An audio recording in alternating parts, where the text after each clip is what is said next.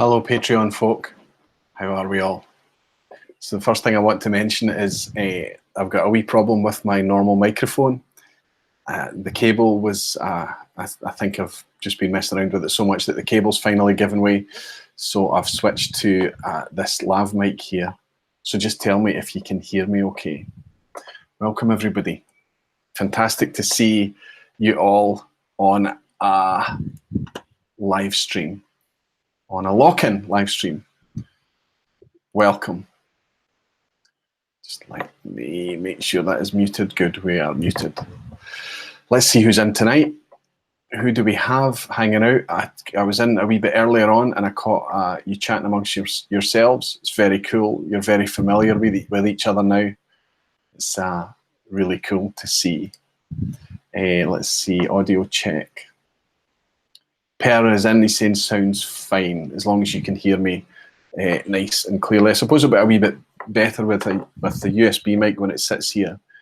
I know you can hear me when I'm up close to it, but if I lean back or something, maybe I go a bit quieter, but this should be a bit more constant at least. Just don't know what the quality is like. You sound fine, Aquavite Stevie. Let's say hello to everybody that's in. Actually, I've noticed somebody that's in, and I'm really glad you're here, Matt. Last week on the live stream, you sent across a dram, and I'm fairly convinced I completely forgot to mention. I went back and I scrubbed forward and I looked back, and I don't think I acknowledged it at all, my friend, and I apologise. That's a poor show. I try and pick up every single dram that I get sent across. Matt, thank you for not even mentioning it to me, and thank you for your dram and your patience as well. Cheers, Matt. Hope you're doing well. That's Whiskey Crusaders, by the way. I'm sipping a Tormore from Malt Review, part of their Patreon pack. It was quite a while ago. In front of me in my desk here, you can't really see, I've got a ton of samples just laid out, and I'm just going to randomly pick a few samples tonight to hang out and enjoy with you a wee bit. Matt is saying I did, that it's all good. I'm very, very grateful of that. I couldn't find it when I was scrubbing through. There's nothing worse than listening to myself, if I'm honest. So Rolfson, Ebhead, good to see you, big guy. How are you keeping? Dwayne Large is in as well. Wonderful to see you in, Dwayne. No doubt mature in your plans for your next pilgrimage back to Scotland, I imagine. Jay Chung is in as well. Good to see you, Jay. Scott, Kilted Moose is in. Fantastic, Scott. Christina Zerpoli is here. Fantastic. The Last Drop, Chris Moore is in. Good to see you, Chris. Mark Slinger from Speyside, who's currently ram-raiding every whiskey distillery shop that exists up there. I noticed earlier on he was mentioning that he was in the Gordon MacPhail store in Elgin earlier today as well. Mark, good to see you, buddy. The Doc is in, Macallan Fine and Rare. Good to see you too. I mentioned to you earlier that I'm struggling to reach past that Kalila. I find it lovely. I am even quite happy to forgive it for being at 43%.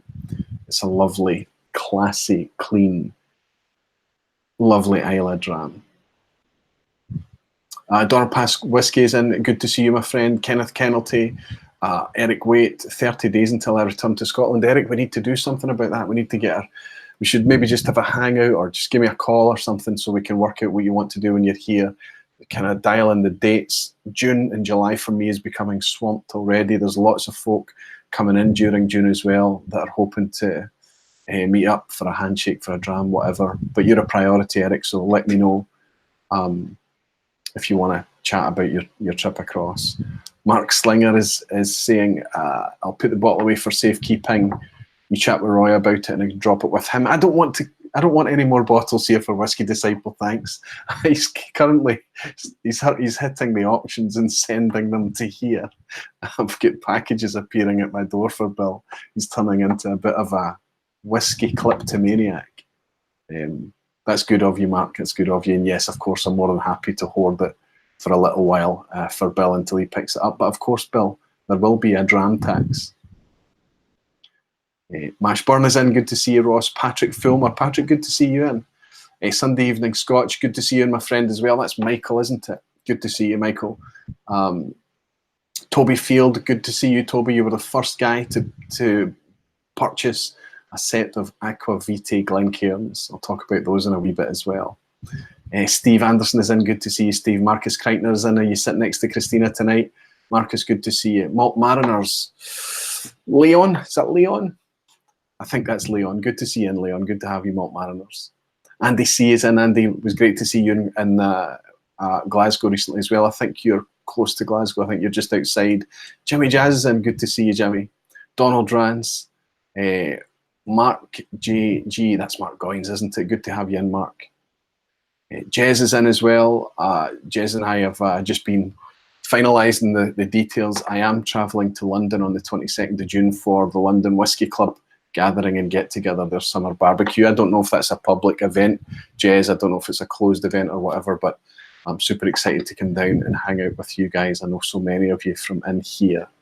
Triketra is in. Good to see you, Graham. Good to have you. And sorry, Stuart. Good to have you in, Stuart. Good to have you joining us. Espen is in as well. Good to see you, Espen, and thanks for your recent support, my friend. It's good to welcome you into this little community here. Rico is in, and Rico, I caught the comments as they were going past earlier that you're going to be celebrating a birthday on Sunday coming up. Hope it's a good day for you, and I hope you pour something fine to mark the occasion, Rico. Society Dweller is in. Good to have you in here, my friend, and thank you recently for your recent purchases as well. Carl is in. Good to see you, Carl, and it was great to see you in Edinburgh when we had a chance to shake hands and share a dram together briefly a couple of weeks ago. Peter Eichen, James Hope. Looks like I'm going to get a James Hope Uber when I arrive down in London in a couple of weeks' time. James, I'm really looking forward to that, and I'll tell folks a wee bit more about what a James Hope Uber actually is. I'm super excited about that. Whiskey Jason from Germany is here as well. Mikey Hay, good to see you, and Mikey. Per Christensen, I mentioned earlier, Per, good to see you. And Greg is in as well. Greg Thomas is in, fantastic. So many of you. Alistair Gray, I want to see if I can catch the majority of you tonight. I'm going to be a wee bit stubborn. Any more? McCann Fenrir, I've already mentioned the doc. Graham Murphy, good to have you in, Graham. Yes, fantastic turnout. 56 of you, and that's wonderful.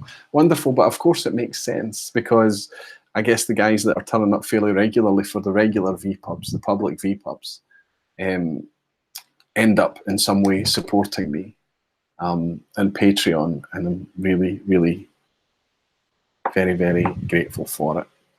I will never, ever take it for granted. It's wonderful. Well, that was a new name that just went whizzing past there. Luke Timmermans. Tom is in, Spiritworks Tom. Now, I was having a night off last night. I wasn't going to drink anything, but Bill from California left a couple of really nice beers. I think, and I saw Bill in earlier. And so I had his Garage Brewing Company Mango beer. It said on the side that it was very low in bitterness, and that's kind of what I was in the mood for. So I had one of those. And then Tom had sent me up some rums, and I said, okay, I'll try a wee bit of each of these. And I just poured half of each of the sample. And I ended up finishing every last drop. They were delicious. It's a different experience, rums. I can imagine that I don't really have a sweet tooth, and I think that it might get a wee bit sickly for me, rum. But those ones last night were really delicious, really nice, really flavoursome, and very, very Moorish. I polished off every last drop. So much for my night off. But it was still a night off whiskey, right? So let's try and pick up some of your comments. I saw a new name there, and I've whizzed past it, I hope.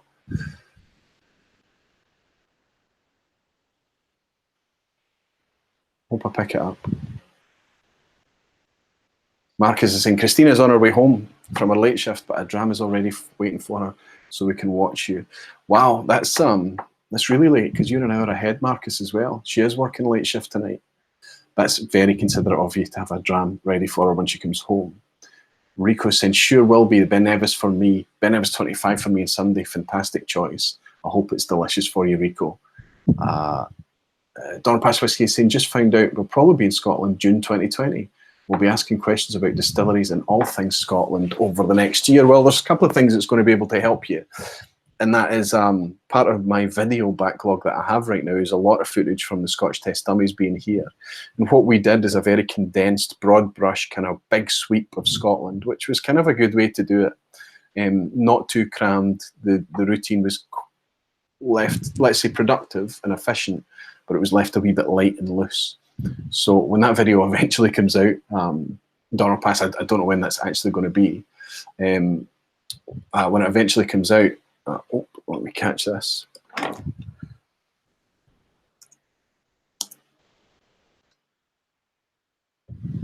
Quick message to the wife. That will help you quite a lot. But the other thing that's going to help you is the fact that you're a patron.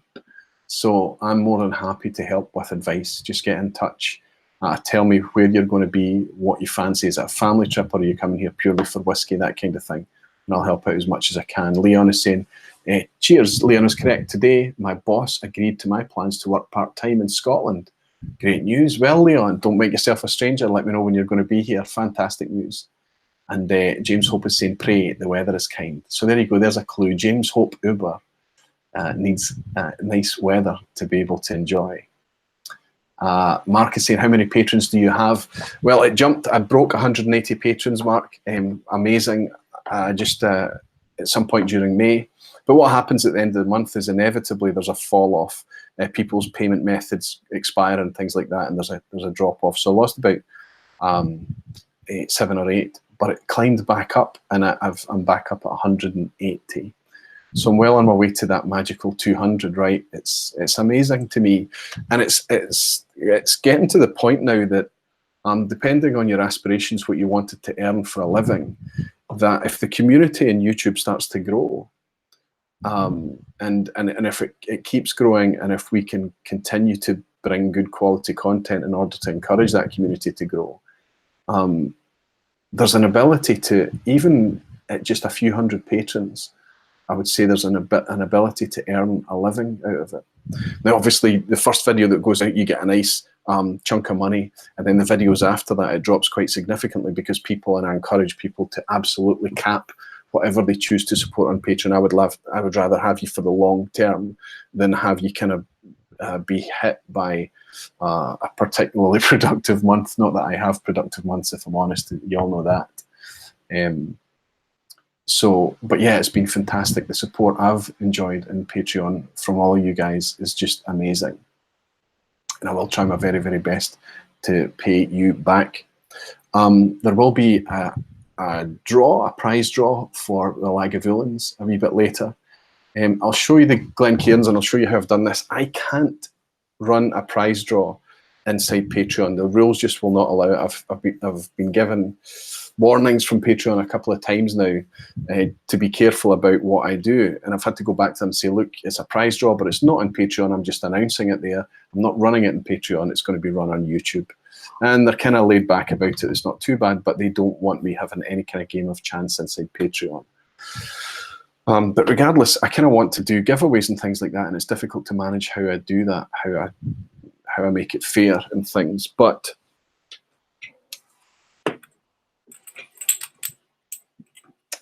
down here, I have this 7-year-old was drawn by Bart from the Scotch Test Dummies directly from a cask at Lagavulin for the warehouse experience. So what I was doing here is I was taking the sample that I was poured, and I was topping off these sample bottles, and in the bottom of the Glencairn just leaving a couple of sips because I was driving, of course, which meant that these made it home with me. These are the driver samples. Then this is a 21-year-old sherry cask, Lagavulin, exclusively sherry cask, which is already pretty precious liquid, right? And this was drawn by Scott from the Scotch Test Dummies. And Ian MacArthur actually baptised Scott with this whiskey, lifted off his baseball cap and poured it directly onto his head. So that's the 21-year-old sherry cask. And this one was drawn from the back of the warehouse by Ian MacArthur himself. He went back to get to draw some of the 53-year-old liquid. I'm not kidding. It's very, very pale. You can see how pale it is, but that is 53-year-old Lagavulin. Quite a special thing. I can't imagine what that would cost retail. But these 3 samples are going out to... So in order to enter, all you had to do was be one of the people that bought a set of Glencairns from me. That was the way I did it this time. Stephen Helder is saying, looking forward to getting the Glencairns. What I will do, actually, is if any orders do come through now, so it looks like, Carl, I've just had your order in there, so I'll add you into the draw sheet as well.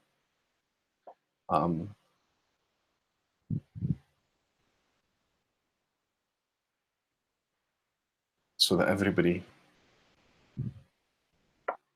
that buys the Glencairns up until the draw point has a chance of winning the Lagavulin. Let's see.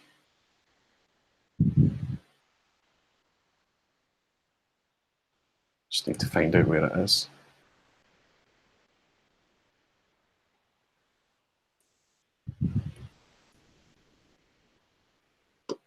Here it is here. So I'm going to add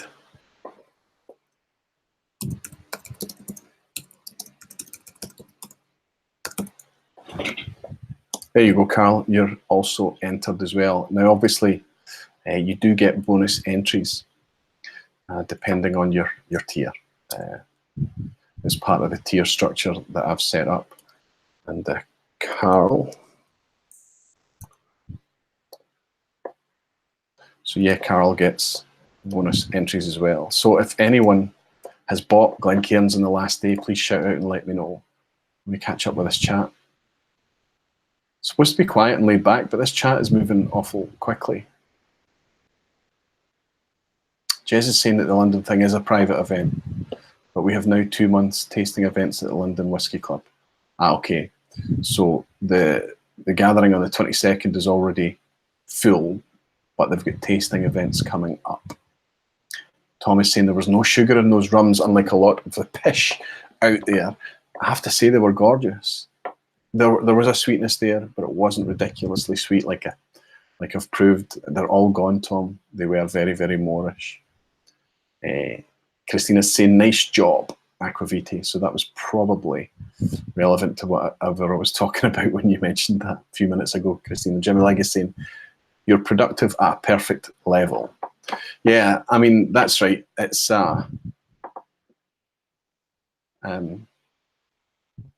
trying to keep the content good rather than lots.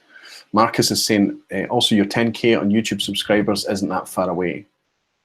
You might have picked up, all of you, that I don't really celebrate the milestones for subscribers, and it's not because I don't appreciate them, because I really, really do. It's wonderful to see the channel growing.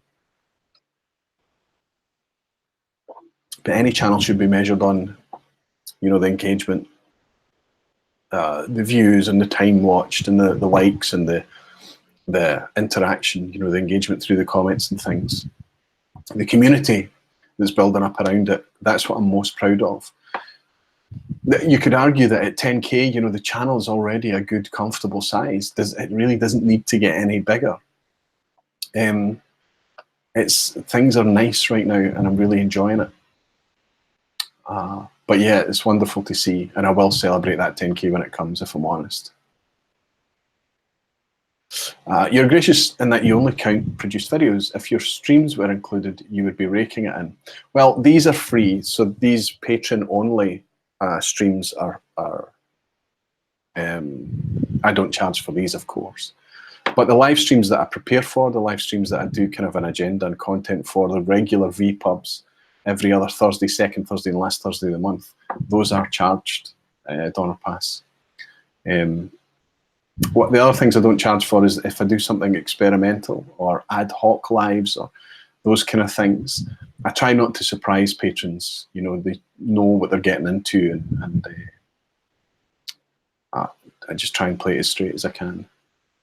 Sunday Even Scotch is saying, Michael's saying, what, that is a beautiful natural colour for that 53-year-old.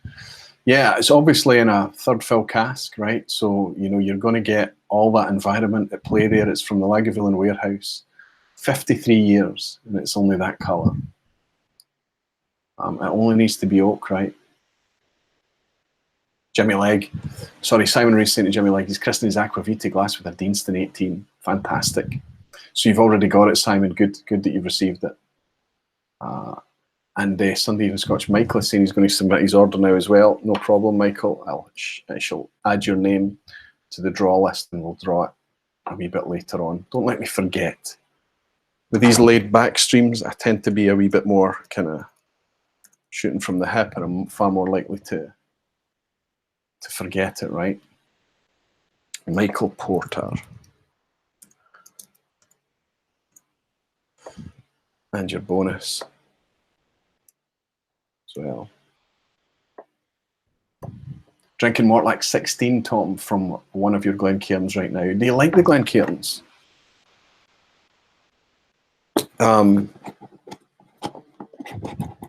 Let me show you them quickly. Just make sure.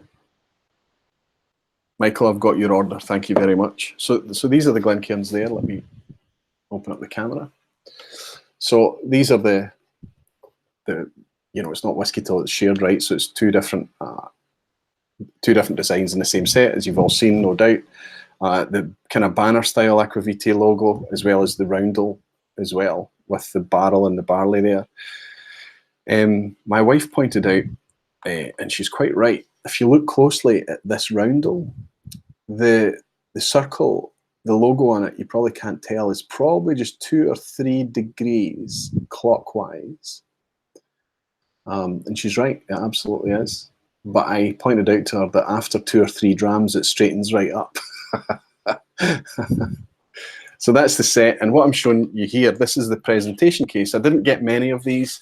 I just got these because some people like the idea of buying these for gifts and giving them to a gift. Can I say that that's really cool? I find it emotional when that happens. So what's happening, you guys are just awesome. And I won't mention any names, but some people are buying these and shipping them to other people in the lounge as gifts. Just your generosity, your kindness, your thought for other folk just blows my mind. It's wonderful, and I get quite emotional when that kind of thing happens. It's happened with the coins as well. There's coin trading and things going on there, and shipping and gifting of coins. It's really, really brilliant. But the standard twin pack just comes like this, just comes in the Glencairn twin pack. So there's 2 in here, exact same pair or set. And this is £20. And if you want this lined presentation case, it's an extra £7.50. So they won't be the cheapest Glencairns you'll ever buy, but hopefully unique, right?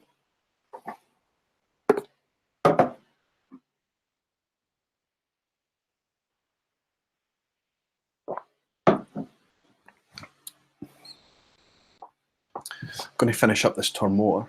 I'm going to grab something from the samples in front of me. Okay, somebody else has bought their glasses now as well. Gillian Gillespie. So I think, is that Triquetra? I'll put it in as Gillian Gillespie just now. I'm sure it is.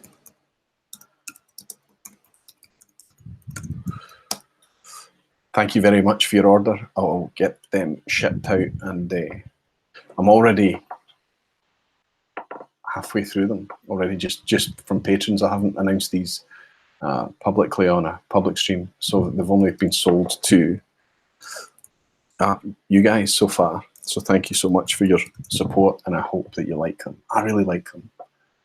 Yes, Triquetra. Thank you so much, Gillian, for your order.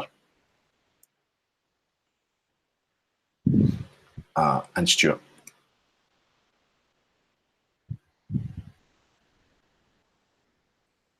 Dwayne is saying he had the 53-year-old in 2018 when it was a 52-year-old. So that it's good that you know that that's there, Dwayne, and you know that I'm not pulling anyone's leg, that is actually shared out. It's not shared out at every tasting that he does, by the way.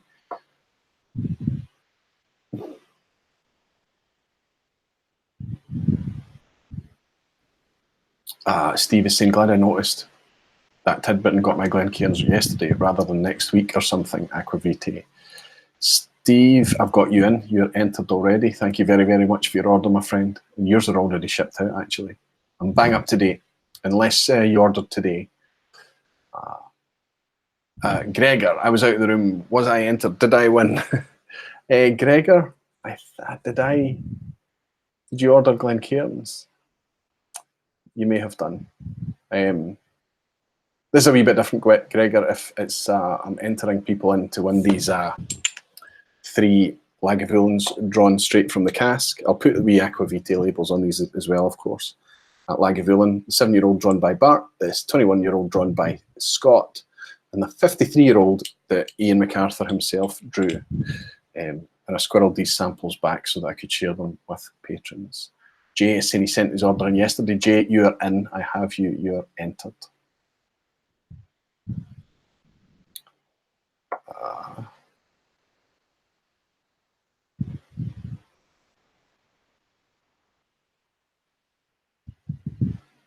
J Chung. Actually, you are not.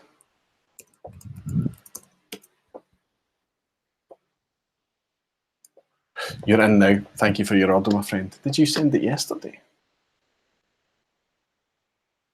Jimmy Leg is saying things do get lost when channels get too large. Yeah, that's kind of what I'm a wee bit nervous about. That, I mean, that's why I guess these Patreon streams will continue to be quite cool, because they're a wee bit more laid back and a bit more personal, easier to chat amongst yourselves. Gregor is asking to be added to, of course, Gregor.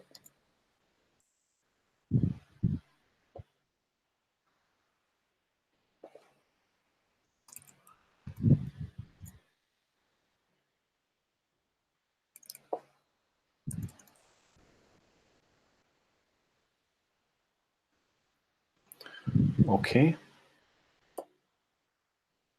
You are entered, my friend. Mark is saying, Kristen, my glass with the Palo Cortado from Deanston. Wow. What do you think of it, Mark? And tell me, maybe not the first couple of drams, but 3 or 4 drams into that, once you're down at the shoulder, does this amazing kind of switch between a wee bit like the Bunnahabhain Amontillado, actually switching between sweet and savoury. Really delicious whiskey, that 12-year-old Palo Cortado. Scott from Scottish Testami's tried it when he was here and loved it as well. I need to get up there and buy him a bottle, actually. Simon Ray is saying, arrived yesterday but saved it for tonight. Good for you, Simon. Society Dweller is saying, I bought 2 just the other day. Yes, you did, and you're in. You are entered. And I'll double check just to be sure.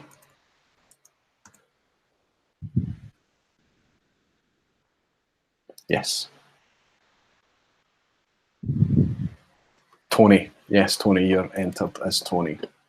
Thank you for your order, my friend. Thank you. Toby's saying, I have a special Inchmurrin in my Aquavita tonight. Ebon bought a cask sample to one of London Whisky Club tastings. See, after I've drawn this giveaway this evening, I want to talk to you about Loch Lomond. It blew me away. I went to Loch Lomond 2 days ago, and I spent the afternoon and into the early evening with Michael Henry, their master blender. Really laid back, just kind of a look around the distillery. I really got to understand what they're doing there and all the things that they've changed in the last decade. And now I understand how Loch Lomond are making such good product now, because in the past they weren't always associated with the best of quality.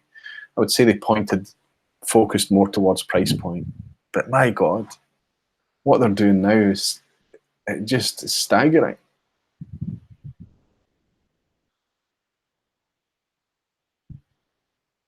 Literal lol, after a few drams, it straightens right up. It does.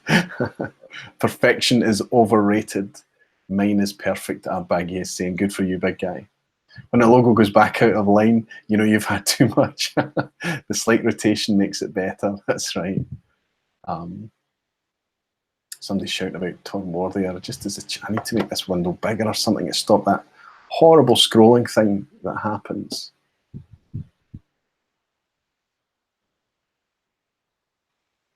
Mash Ross is saying, I like them already and they haven't even arrived yet. Did you order some, Ross?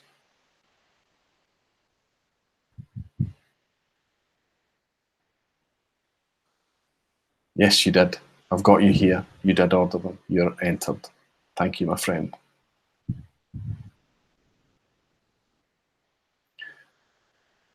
Bill Dull is saying I'm in, right? Yes, you are. You're in, big guy.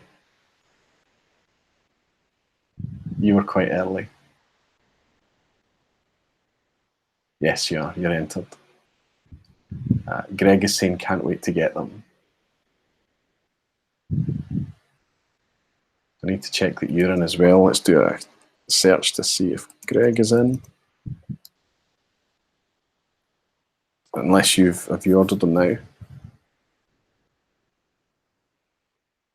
Oh, there's a few come in. Okay, Greg. I'm doing well here. I feel like a salesman.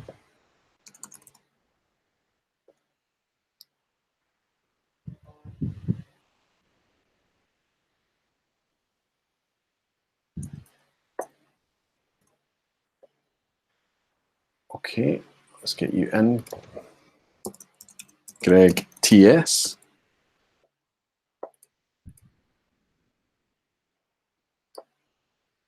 And also Clint Mann. Now, Clint, Gregor, I've got you in, my friend. Clinton Mann. I forget what your pseudonym is. Can I tell you that's one of the most confusing things that I have with the channel is when we've all got these pretend names, right? It's really difficult to keep up with remembering that obviously the name behind the pseudonym. Okay, Clint, I have you, my friend. I have you, and you are now entered in.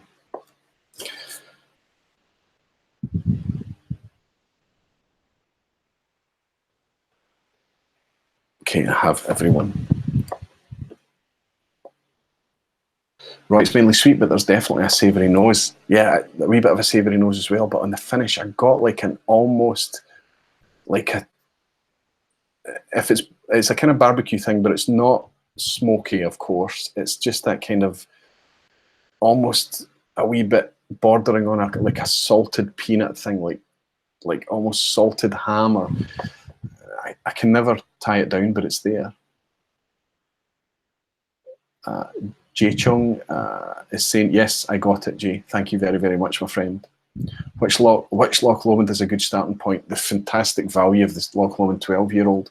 And right now, and it sounds like it's not going to continue like that forever, because I discovered, and I can share this on a Patron-only stream, I discovered at Loch Lomond that 12-year-old has a lot of ridiculously old stock in there, and you can taste it. The reason that everybody's been raving about that, you'll have picked me up in the past raving about Loch Lomond 12 on the live streams.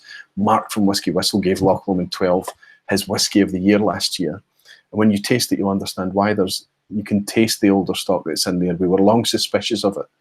And I had it confirmed from Michael the other day that in order to really make that a standout 12-year-old, they reached back and dipped into some really old stocks to really lift that, and they certainly did it very, very well.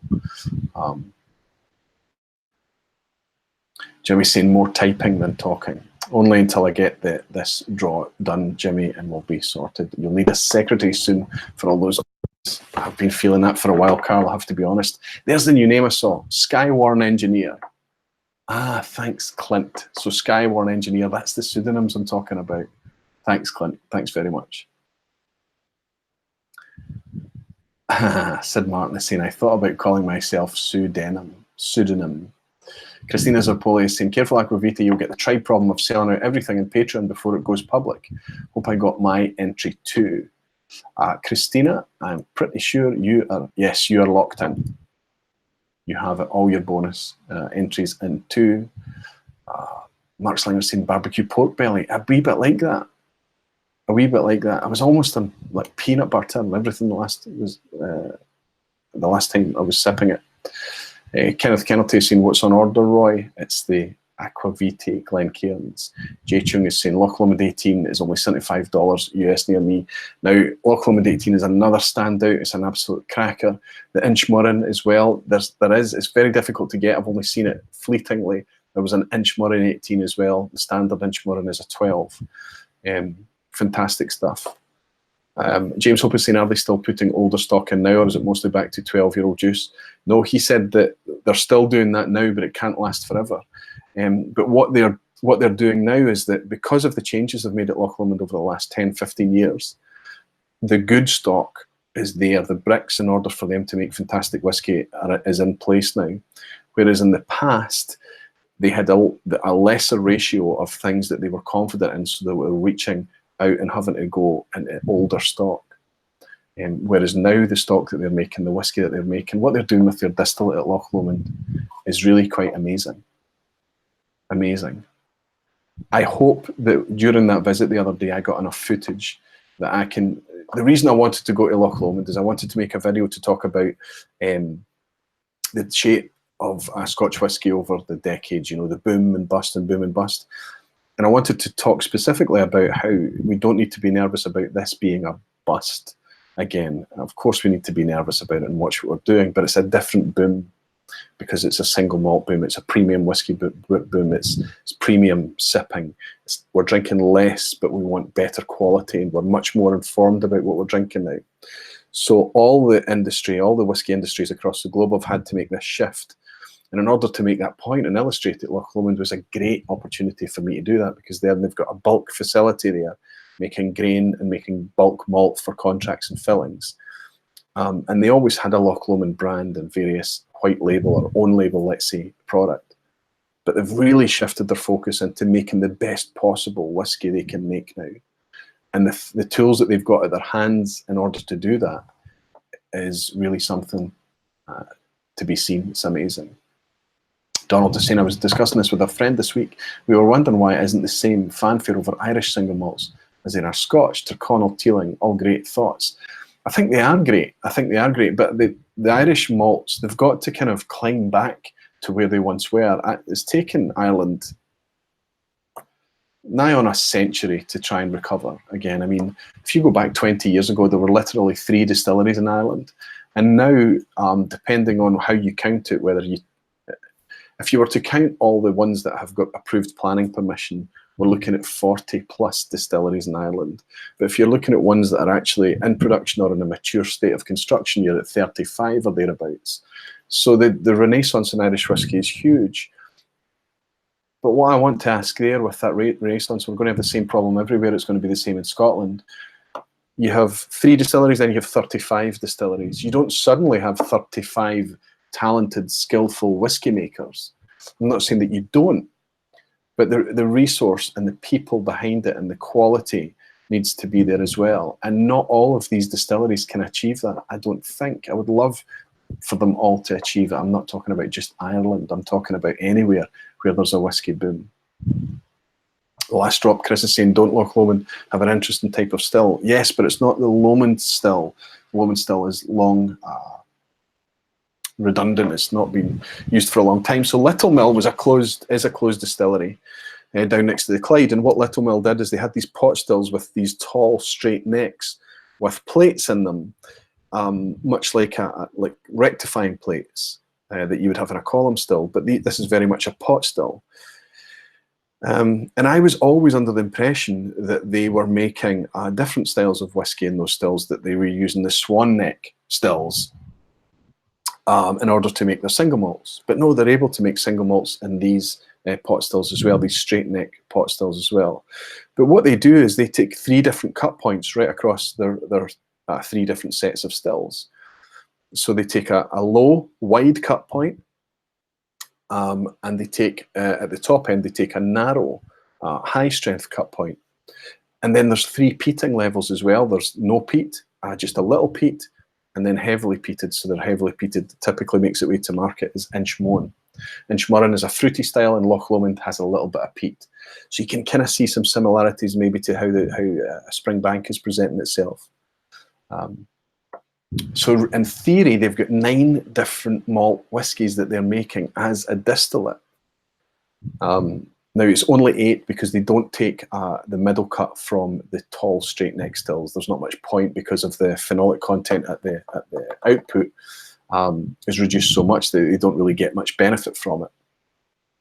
However, they're making, from those 9 whiskey, or from those 8 malts that they're making, there's more layers to that as well. That's before we even hit the maturation stage where they're playing about with maturing in different types of oak and things. But they're also doing really cool things. Like I tried recently a Dornoch new make that had been fermented for 400 hours. Typically a fermentation time would be anywhere from in the 40s to the 90s hours. Some people go over 100 hours and play with longer fermentation times. Glenallachie's been experimenting with 160 hours. But Dornoch Distillery up there in the Highlands did a 400-hour, 17-day fermentation, and we got to try this really, really flavorful, powerful, laden with heavy fruit new make. Thanks to Jason Whiskey Rover, he gifted me a bottle of that. And then discovered that at Loch Lomond, what they do before their shutdown is they just leave the fermentation running. So they can have fermentation times in the summer of up to 21 hours long. And they just put those in casks and set them aside. And they use that to make they've got this other whole dimension, this other layer of building blocks to make whiskey. This really, really super fruity, long fermentation time whiskey. Fascinating. Gregor saying if the draw happens and I win, but don't react, it's because I'm in a meeting. No problem, Gregor. I do know where to send your swag. Don't worry. Peter is saying, any opinion of the Teeling single malt out of Dublin? I haven't tried a lot of it. I've only tried wee sips by the dram, and I haven't invested yet. But I will. I'm very curious, and as soon as I get one that I think is going to be good, I will. Why doesn't Scapa still use a Loman still? I don't think so, Tom. That would be cool if they did. That would be cool. But I thought Loman stills, the last Loman stills were at Inverleven, right? And I think it ended up at Brookladdy. It's making gin at Brookladdy now, right?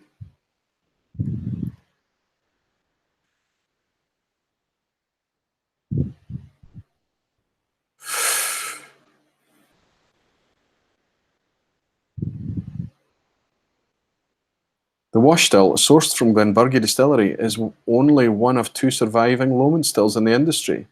But on the Scapa still, the adjustable plates have been removed. So they've got, you're absolutely right, good for you. Who was that? Tom. Good for you, Tom. Yeah, they have got a Loman still, but they're not using it as a Loman still. They've removed the plates, so it's just a standard pot still. But nice bit of trivia. Will that make its way into an Aquavit vPub quiz?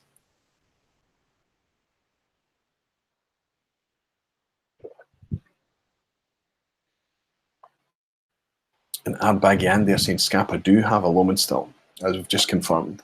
Fantastic.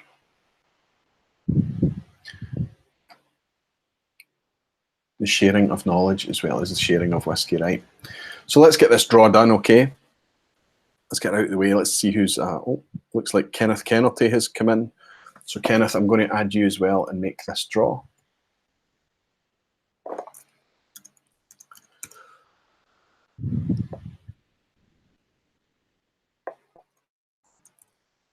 Kenneth. Fantastic. Thanks for your order, Kenneth. I'll get these all out tomorrow. The Ugly Betty, Dwayne is saying, absolutely, Dwayne, that's the gin still. Let's pour a little dram of something. It's quite high ABV. What do we have? Oh, look at this. I've got a wee bit left from my blind tasting, the Aquavit blind tasting. I was keeping this for a special moment. I'm going to put it in a clean glass. This is Balblair 1975, gifted to me by my friend Era, who I haven't seen in tonight. He may be here. I did notice Jason Coates is in. Jason's, and he's asking, what are we drawing? I wonder if you've had the samples, if you've had the Dram It Forward package arrive with you yet, Jason, or if it's still somewhere over the Atlantic. But yes, we're drawing the prize. I'm going to put wee stickers on these, drawn by Bart from Scottish Taste Dummies, a 7-year-old Lagavulin straight from the cask at the warehouse tasting. Scott drew this 21-year-old sherry cask, and Ian MacArthur drew a 53-year-old Lagavulin from the back of the warehouse. He went through the back to draw that, and I squirreled these back in order to share them with patrons, and just everybody that buys a Glencairn, I'm going to stick them in a draw, and somebody's going to win this little trio of Lagavulins. And Baggy's saying the bottom is a pot still with a Loman stuck on the top of the bowl. Very cool. Jason Coates is saying it's here. I'm putting together some samples of my phone to send forward. I'm so glad that you got it, Jason. I'm so glad that it arrived. So that's this kind of Dram It Forward thing happening, right? So let's get this out of the way. There's quite a few wee things I want to talk to you about. Oh, wow. This is terrific stuff. So soft. Softest of spices. Looks like spiced leather. Old spiced leather. Matthew's in Multi-Haggis Muncher. Good to see you in, Matthew. I am entered into the draw. Am I, Roy? I did order. If you ordered, you're in the draw.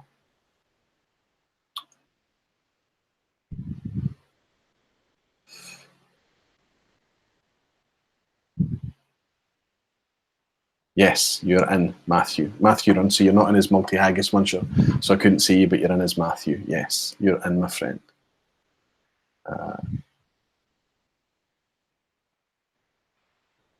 So it would be awesome, Jason, if you let me know when you send that out and who you've got in mind to send it forward to. It'd be good for that little package to make its loop around with its little logbook back to me at some point in the future. And Jimmy Like is saying it's a long time since I spiced my leather. Isn't it crazy, the tasting notes things? I mean, I have to remember how far down the whiskey thing I am. You know, this rabbit hole, and when you use language like that to people that don't drink whiskey, they just think that you're an absolute crackpot, and they're probably not far from the truth, right? Okay, let's see if I can do a wee screen share and get this draw sorted out so that you can see.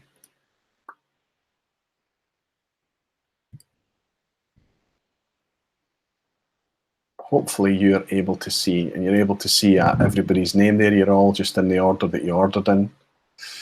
And what I'll do is I will randomize that already and get a count on how many people are in it. Now, I'll randomize it again one more time, and then I'll ask my virtual assistant to try and keep my eye on the chat as well. Here we go. Okay, let's randomize this. And then I'll stop the screen share for a second. Here we go. This is my new phone, so let's see if she works here. Hey Siri, give me a random number between 1 and 160. A random number between 1 and 160 is 151. Okay, so there you are. Number 151 is the winner. I'm not going to randomize it again. I'm just going to drop back into screen share. Application window, Glenn Cairns, share, and we can look together at the same time. And we can see, wow, it's Error McFault. Error McFault, 151. Wow. I think that Error has won things. No, maybe Error hasn't. He's certainly been very generous to me, and he's gifted me things in the past. Last year, when we met in Germany, Error gifted me a bottle of Longmorn 16-year-old. So there you are. Congratulations, Error. I haven't seen you in tonight, but Willem, you have managed to bag yourself a sample of a 7-year-old Lagavulin, drawn straight from the cask by Bart, 21-year-old drawn from the cask by Scott, and a 53-year-old Lagavulin drawn straight from the cask by Ian MacArthur. Eric Waite is saying, are Fischel bottlings available in mainland Scotland? Yes, at ridiculously hiked prices, Eric, ridiculously so. The Green Welly shop is selling the Lagavulin 19-year-old Fischel bottling for £249, which is a £99 markup on the £150 selling price. I already think £150 is a wee bit north of fair for a 90-year-old Lagavulin. But who am I to argue? It's not ridiculous. It's not abusive. I would prefer to see it about the 100, 120. But hey, Jimmy Like is saying they really do look funny at you. I love it. Yeah, that's when you talk about tasting notes. Rico's saying can't wait to get my hands on the Balblair 93 2017 G&M cast strength first fill sherry punch. And wow, that sounds like a cracker. Mark Slinger is saying most of the taste notes remind me you mentioned are still alien to me. Don't hold back, Mark. Just go with it. Just go with it, and just try and define it. Sometimes take notes and really try and analyze it when you're in the mood. When it can, sometimes you're just not in the mood, right? But you start to build up a wee library. Malt Mariners is saying, in terms of crazy whiskey geeks, God really must love crazy people. Why? Because he made so many. That's right. Absolutely. And Ardbag is saying, Aquavita, did you get any bottles you were after? No, but somebody's going over to Islay next week, and there's still Kalila and Lagavulin left. That was kind of the ones I was interested in. Kalila more so than the Lagavulin. The Kalila they had a 22-year-old for £130. But I would probably, maybe you could encourage me to stretch for a Lagavulin as well. But the guy who's going over is going to be at the north of the island, so I'm hoping that he can drop in to Kalila and pick it up for me. I think it's next week. It's Willie Dolier that's taking care of that for me. I've not seen him in tonight. So there we go. We can relax a wee bit now that that draw's done. Well done, Air. Congratulations.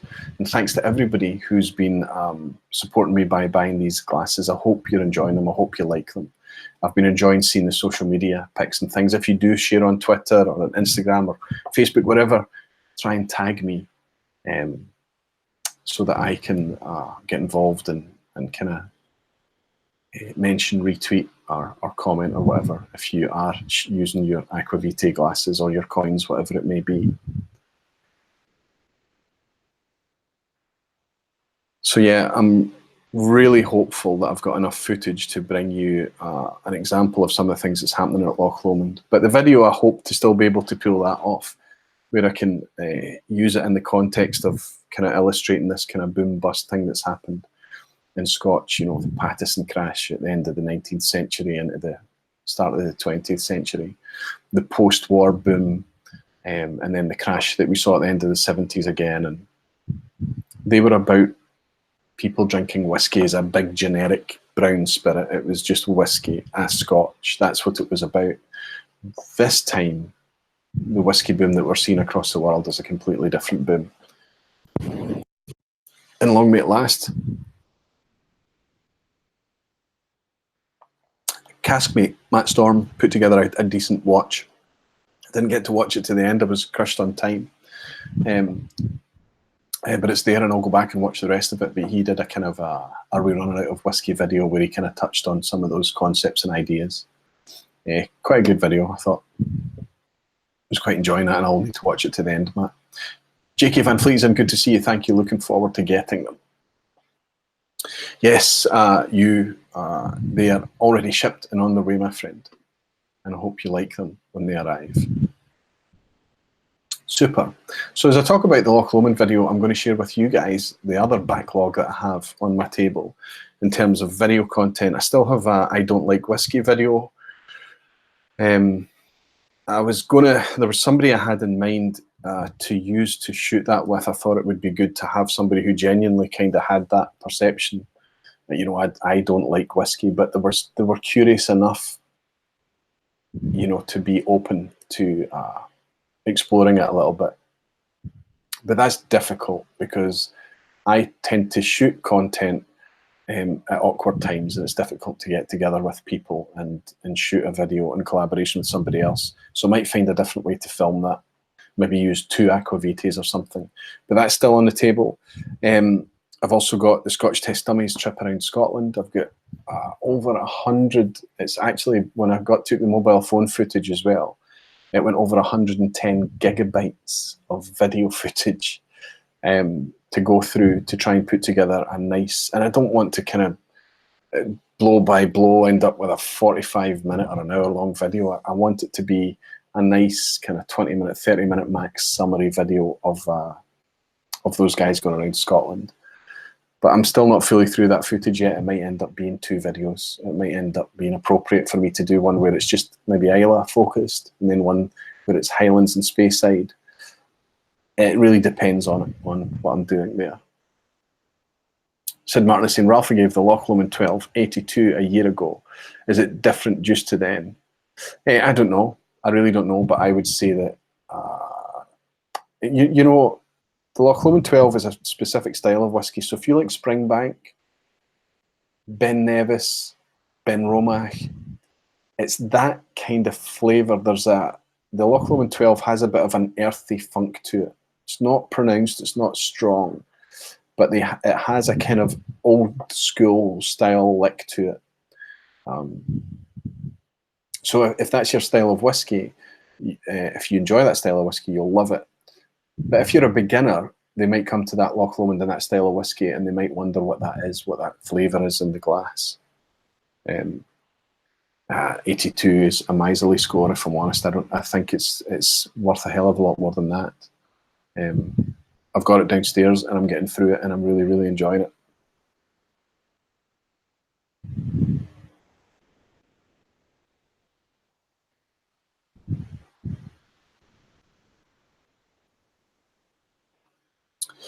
It's not Balboa 1975.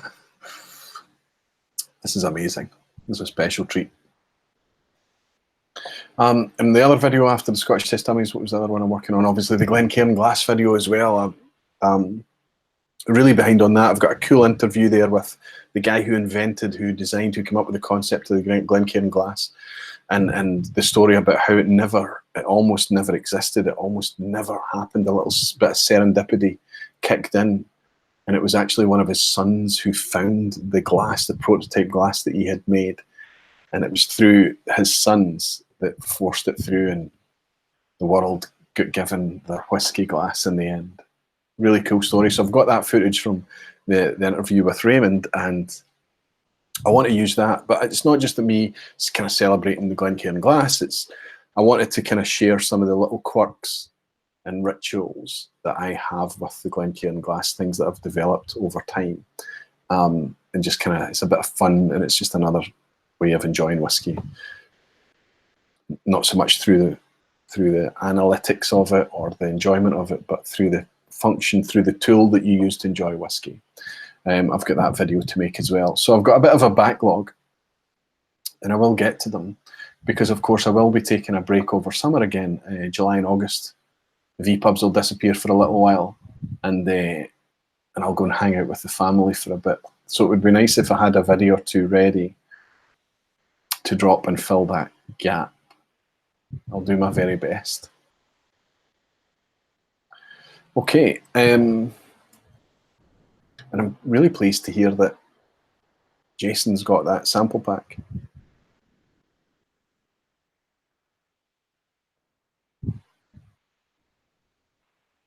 The Glencairn is a great glass, Dorpass whiskey same, but the Capita is my favourite. I agree, the Capita is a lovely, delicate glass.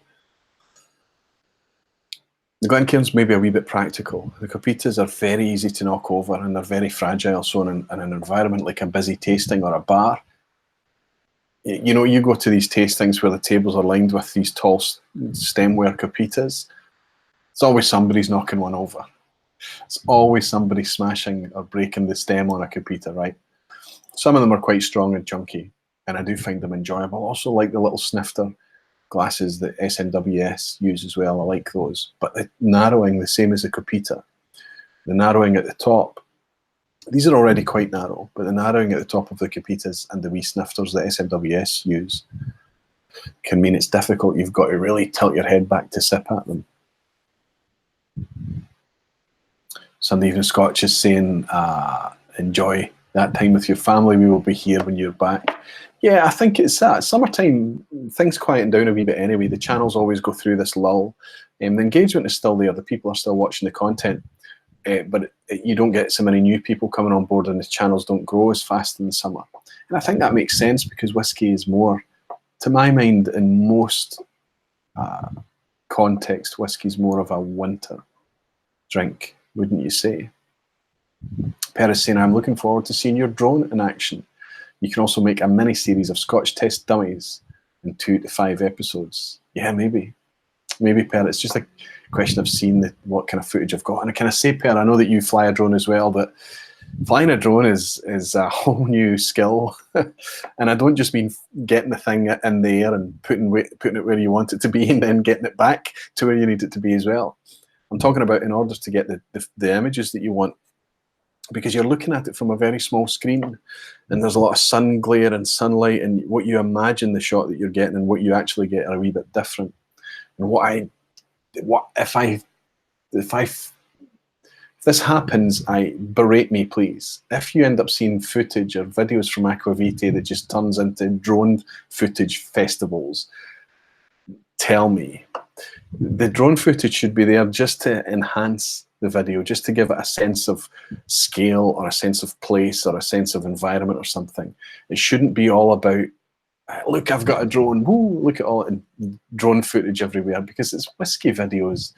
There's not a lot of call for drone footage in a lot of whiskey videos, right? And I would only use it if I'm out there in the wilderness, in the Scotch whiskey environment, maybe at distilleries or in the areas where you might travel through to visit some of the Scotch production. Okay. Why have I lost my window?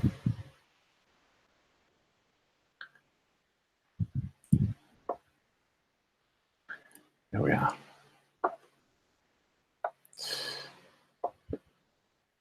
Jimmy Legacy, my whiskey consumption goes way down as it gets warmer. Whiskey is cold weather beverage for sure, yeah.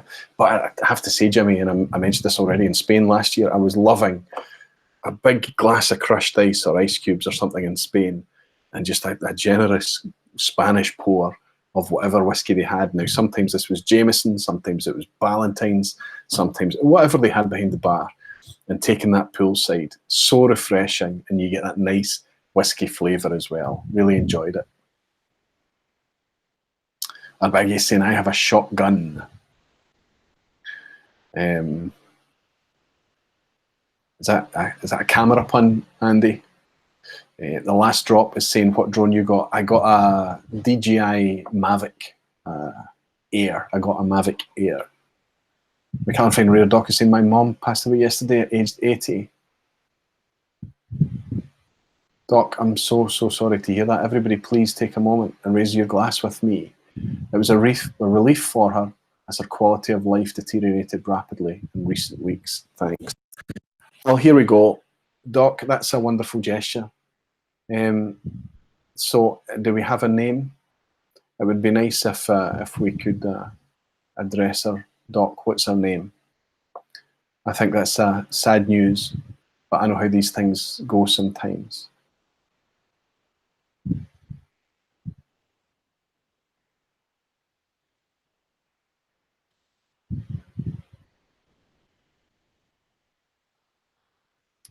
Hannah.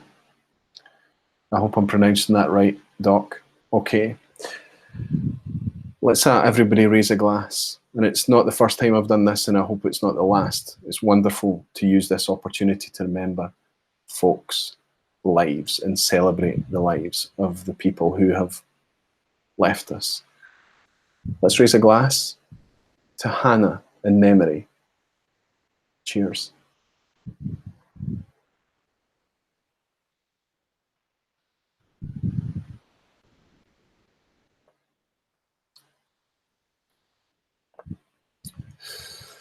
To Hannah. I know that 80 seems a good age, but in modern times,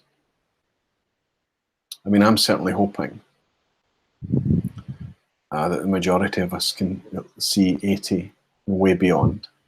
We're living longer and healthier than ever. And I think that considerate use of good quality alcohol as opposed to too much low quality alcohol, which has been in the past, can help us a wee bit there. Do you think?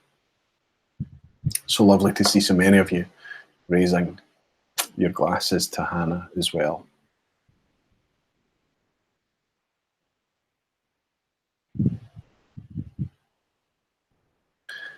Maybe I should nip down and get that Kalila, Doc. What do you think? I have to stop reaching for the Kalila. I have to make sure there's going to be enough of it so that when you're next over in Scotland, or maybe I'll be able to bring some over to Germany so that we can sip some together, my friend. But it's just too nice. It's just so nice to have it there. And when you're in the mood and you're only going to have one, right? You're only going to have that one dram. That Kalila has been screaming at me, shouting. Jimmy Legacy, Springbank keeps me vital. Yes, you are a Springbank fan, Jimmy. And I have to, you know, when you arrive in the cul-de-sac of, I don't know if you guys call it a cul-de-sac, you know, a dead-end road. When you arrive in that Springbank cul-de-sac, and I'm not just talking about, you know, geographically Campbelltown, I'm talking about in the whiskey landscape as well. It can be difficult to find your way back out of there because for a long, long time, not a lot of distilleries were putting the effort in that Springbank were putting in to bring a really high quality, natural, hands-on made product, an integrity, as Ralphie would say, product. And they're reaping the rewards of that now. They're not being abusive with it. Their pricing is creeping up, yes, but it's not getting silly. And it doesn't matter how they shape and change the whiskies, guaranteed that the quality is always stellar. But we're now seeing other distilleries, a lot of other distilleries, following that integrity model. And they say, no, he actually has a shotgun.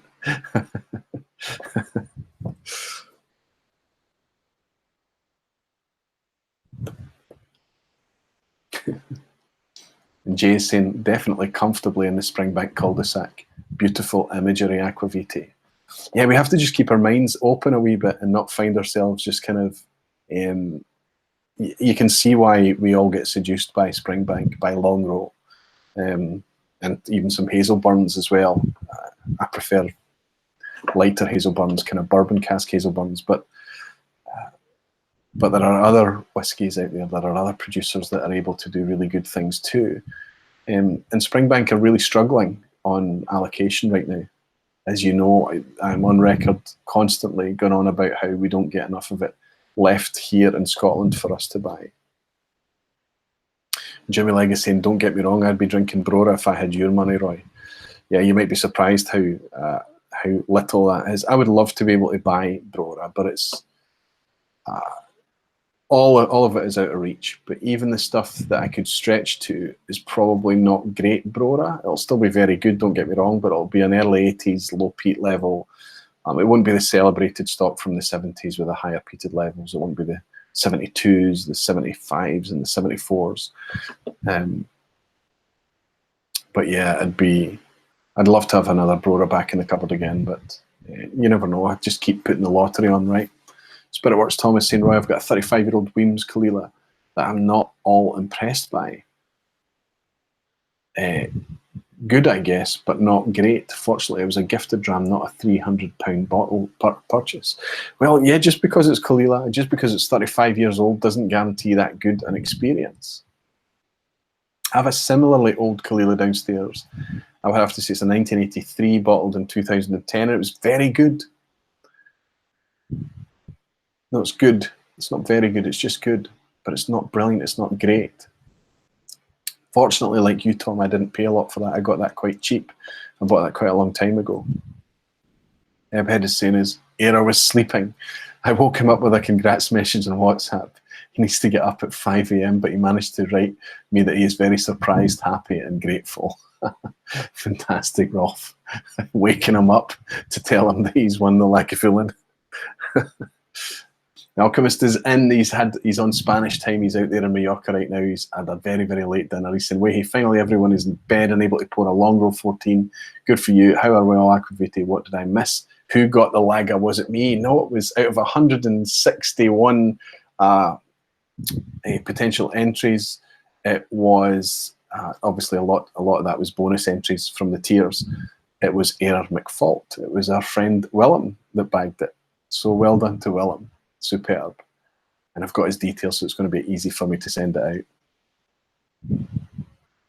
out. How is your vacation going? I wonder how many of us, can I just see a hand or shout Texas in capital letters if you're actually going to make it to Texas in October for the Bastards Ball, for the Whiskey Tribe event in October. Mark is saying you can't have many Glencairns left after tonight. Well, I tell you what happened, Mark. I was going to limit the order, and if I had limited the order, I'd probably be just about sold out by now.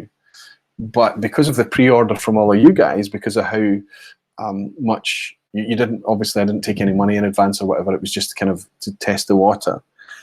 I think it was close to 60 of you said that you would want a set. So I realized that I would probably have to up the order. And that was a stretch because it's, you know, you've got to throw a lot of money into these things when you buy these things just to sit in cardboard boxes somewhere in your house. And you just hope that people buy them. But you guys have come through. I've not even released them publicly yet. And as I said earlier, I'm probably already halfway through them. But these kind of things, they don't perish, they don't go off. And providing I don't change the branding, they're still going to be valid for a long time to come. And I've got no intention of changing the branding. I'm already just over an hour in. There is a quiz tonight. It's a very quickly thrown together quiz. I know I always say that, but today was a very, very, there's a huge project on at work right now, and another smaller one came in as well that needed done quickly. So time has been a wee bit difficult. And I had, my girls had a dance competition. Part of the schools, their whole class entered the Glasgow schools regional dance championships, and it was at the Glasgow Royal Concert Hall, so it was a big event, loads and loads of people there, and they entered the hip hop category. They danced to Level Up, and I went along to see that tonight, and they won. They won it. It was fabulous. So yes, I was busy earlier. So I managed to do a wee bit of the quiz before I went out and then finish it when I came back. And I used a theme of scale, of size. And it was kind of inspired by being at Loch Lomond earlier in the week, when you realise how big things are and how relatively small a lot of things are, like how tiny Glengoyne is. Glengoyne as a brand is big to us, right? But it's a tiny distillery, 1 million litres. And you don't realise that until you compare it to other distilleries. But also the amount of whiskey that we make, the amount of whiskey that we store, the amount of whiskey we sell. And then if you look at it globally, the brands globally and things like that. So I was inspired by scale and size of things, and that's fully what the 10 questions in the quiz is tonight. It's not a quiz I would put out publicly, kind of try and keep the public quizzes standard and to form. But for you guys, I thought I'd have a bit of fun and try and do something a wee bit differently. Bill is obviously going to be in Texas. That's fantastic, obviously, Bill. And I know that you've been there. You were there a wee bit. Was it earlier this year? Yes. Steve Anderson, of course. I'll get a chance to see you again in Texas, Steve. That'd be fantastic. Looking forward to that. So not so many of you guys who are in tonight are going to be in Texas. Now, of course, a lot of you that are going will be out there and probably 5, 6 more hours behind me. I think Eric Waite, who was in earlier, he's going to be in Texas. What's going to be cool about that this time that was different from last year, there was only 2 or 3 YouTube channels that joined last year, the Whiskey Dictionary, It's Bourbon Night, myself, Scotch Test Dummies. But they've thrown out the invite and made it much more inclusive, and there's a lot more creators and YouTube channels going there, so it's going to become a bigger event. It's very cool. Jay Chung is saying he's actually going to be in Scotland during the Bastards Ball. Well, if you're going to be somewhere, Jay, I hope you're having a fantastic time here, and I hope it's whiskey related. Chris is saying not going to Texas, but if I win the lottery, I have an idea of epic proportions. Yeah, we've all got those lottery plans, Chris. Good to have them, good to dream. Bill Dull is saying change the branding, they will be collectible. Gregor is saying, afraid the day job is pulling me away. Have a great weekend, Dull. Thank you for all you do for the community, and congrats to your wee lasses. Thank you, Gregor. Thank you so much. And I'll see you in the vPub next week, I hope. Don't work too hard.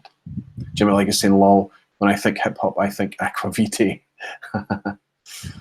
My girls are cracking. They throw themselves into everything. The amount of musical instruments they do drama, they do dance, they do sports, they just do everything. It's crazy. And you kind of worry that if they're not specialising in anything, but they seem to do reasonably well in things that they put their mind to. Mark is saying, Roy, we visit Glengoyne on the Gathering. It was a marvellous and one of my favourite distillery visits. I love the feeling at Glengoyne. It's nice and compact. Everything is just kind of laid out. And a lot of the views and things that you see at Glengoyne, even though it's going through a bit of construction right now, it's kind of what you picture in your mind when you imagine an idyllic distillery, I think.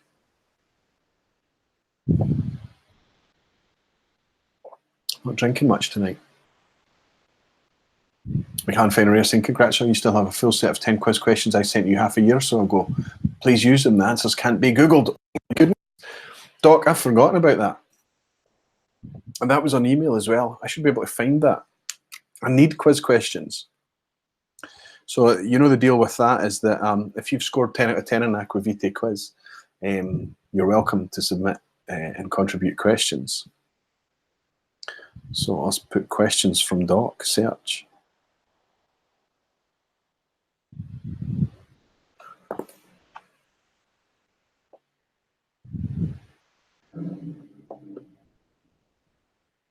Donald Rice is saying, Aquavite, speaking of Glengoyne, there was a shipment of 500 bottles of the 15 here in Ontario at $200.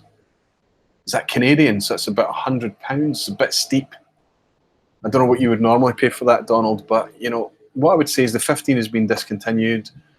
You know, if you love that, buy it. But it's just a good whiskey, and there's hundreds of good whiskies out there. Don't pay over the odds for it. £100 sounds steep for a 50-year-old Glengoyne, if I'm honest. A baggy saying I'm hammered. What have you been drinking? You've been drinking 36-year-old Cameron Bridge. That's why you're hammered. That's what I finished off earlier tonight as well. I just had a wee drop left in this, Andy. And when you sent a photo to show me what you were sipping, I poured a wee drop of that. I think it's the same one. 36-year-old, one of 192 bottles of 40.3%. Wonder if that's the one that you had. Jimmy likes saying, I'll never be submitting the questions, I guess. Well, I don't know. The knowledge in the crowd is unbelievable. The discussion we just had about Lomenstills, for example, just goes to show that. Dwayne is saying Glengoyne was the first Scottish distillery that I visited back in 1999. Yep, we have that in common. The first distillery I visited was Talisker, way back in 2000 or 2001, I think. But I wasn't paying any attention. The first distillery I visited and paid attention and opened my mind to whiskey was Glengoyne. And that's the famous story with the visiting Italian, right? That baggy's now on Ardbeg at Delphi. Okay, let's see. Dwayne is saying the production part of the distillery has not changed much since 1999. They have a crazy 3-still configuration there at Glengoyne as well. Quite unusual for a double distillation distillery to have a triple still setup. It's quite unique. It's perhaps not unique, but it's quite unusual. Okay.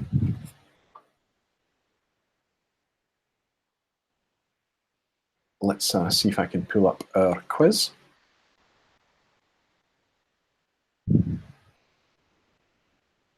Don't want to keep you up too late tonight. It's just a wee casual hangout. These are just comfortable for me. I hope I don't treat them too casually. I just like to hang out with you guys. And it's an opportunity for me to give a little something back, right, for all you do for me. It's really, really appreciated. So this quiz, the theme of this quiz tonight is all to do with scale. Normal rules apply, of course, just for fun. Nobody's going to get 10 out of 10 in this, surely. But you never know. Who can I get to help me run the quiz tonight? I don't think we need help. We've only got 52 of you in. I say only, that's quite amazing. So we should be good. Let's just go through it. Everything inspired by scale. Which of these is the largest by capacity? So measuring in this as litres per annum, and it's malt. Which is the biggest by capacity? Is it Glenord? Is it Glen Grant? Or is it Glen Keith? A, Glenord, B, Glen Grant, or C, Glen Keith. Which would you think of those three is the biggest?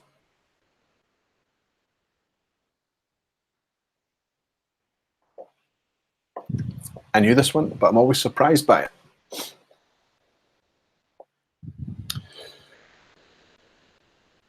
Wow, Blair is gorgeous.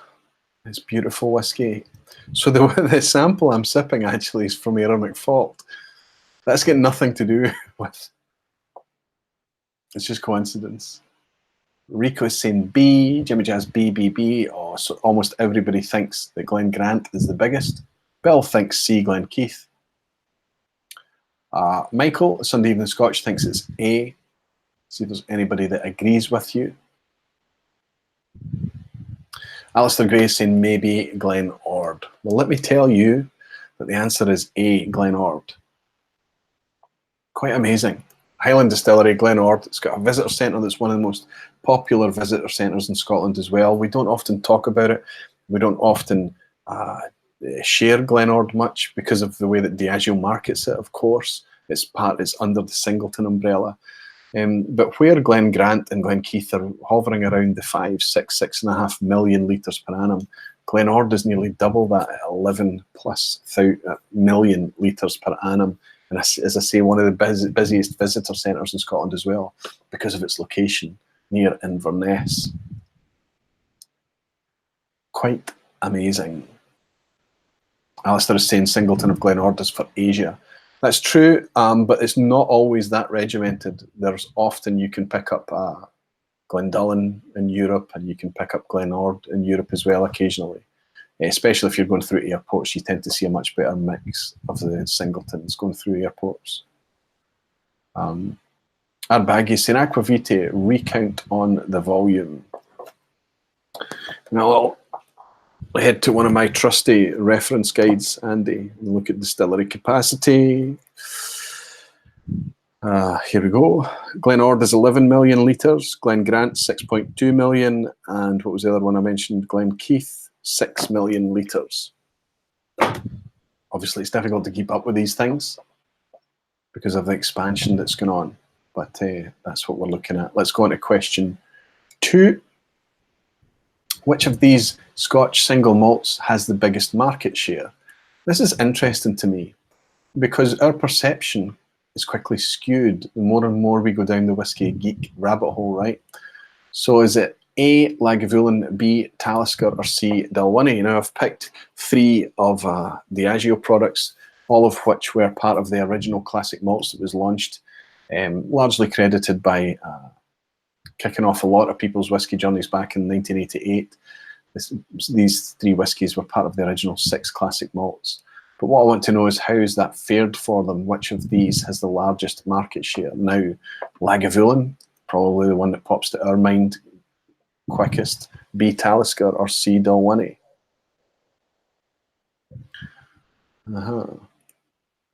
See what you guys are saying.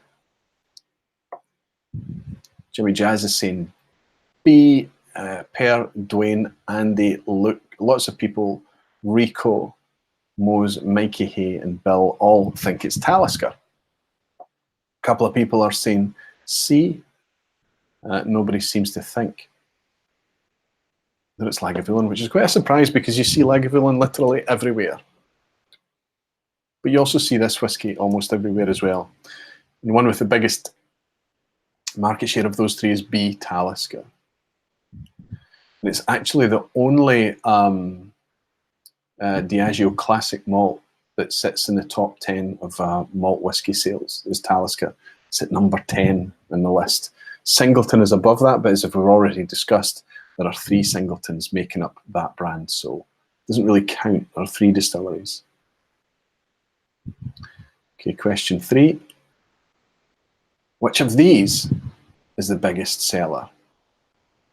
A, Johnny Walker, B, Jack Daniels, and C, Jim Beam. Which is the biggest selling brand? A, Johnny Walker, B, Jack Daniels, or C, Jim Beam? Before you jump in, I want to just clarify. This is not, I'm not talking about just Johnny Walker Red or Jack Daniels number 7 or Jim Beam, whatever. I'm speaking about as a brand. So all the Jim Beam products, all the Jack Daniels products, all the Johnny Walker products. Which is the biggest selling brand? A, Johnny Walker, B, Jack Daniels, or C, Jim Beam? And it's global. I'm talking about global, of course.